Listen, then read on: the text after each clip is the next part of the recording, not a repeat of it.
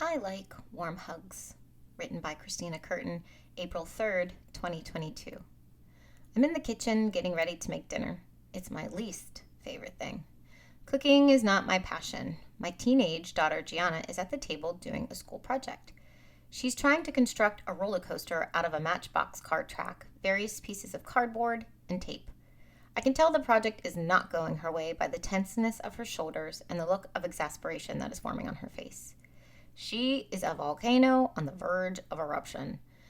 As I begin to walk away to preheat the oven, she lets out a quiet scream of frustration and starts to cry. Angry tears are probably the worst kind of tears because they piss you off when you're already pissed off to begin with. You're not sad, yet your eyes insist on leaking. Out of instinct, I go to hug her. Tears equal hugs to me. Plus, mother's hugs are supposed to be magical after all. As I go to wrap my arms around her neck, she pulls away. She pulls away. Like she was on fire and I was a heaping bucket of ice. We were making steam and she wasn't having it.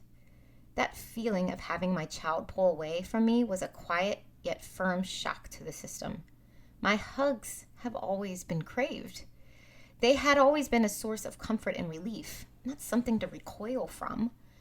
This moment in the kitchen when my daughter pushes me away reminded me that mother hugs aren't magic. It reminded me that my daughter is not a child that fell down and hurt her knee.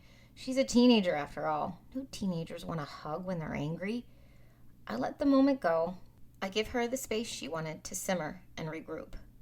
After the eruption, we find a way to make the damn roller coaster work. And I find a way yet again to not poison my family with that night's meal.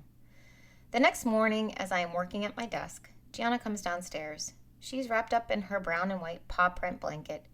It's the one our old dog Diego had when he died years ago. It's her favorite. She's wrapped up like a little burrito because she's always cold in the morning, just like me. In my chair, I turn to face her, and she cuddles up on my lap, tucking her knees up, and lays her head on my shoulder, her face right in my neck. Her weight is heavy on me, but I relax into it. I just be. In that moment, I remember in my mind how her head used to fit in the palm of my hand, how she used to need to hold my finger at night to fall asleep, how she would run and tackle me with her strong toddler body, hugging my neck with both arms, so strong but so small. I sat there with my almost 15-year-old daughter in my lap, and I remembered how little she used to be. I miss those days. But after that night of being pushed away, she reminded me that she still wants to be held by her mama. My hugs might not be magical. My hugs aren't always needed, but my hugs are still needed. Even though we might be the same size now, Gianna reminds me in this moment that she is still, and always will be, my little girl.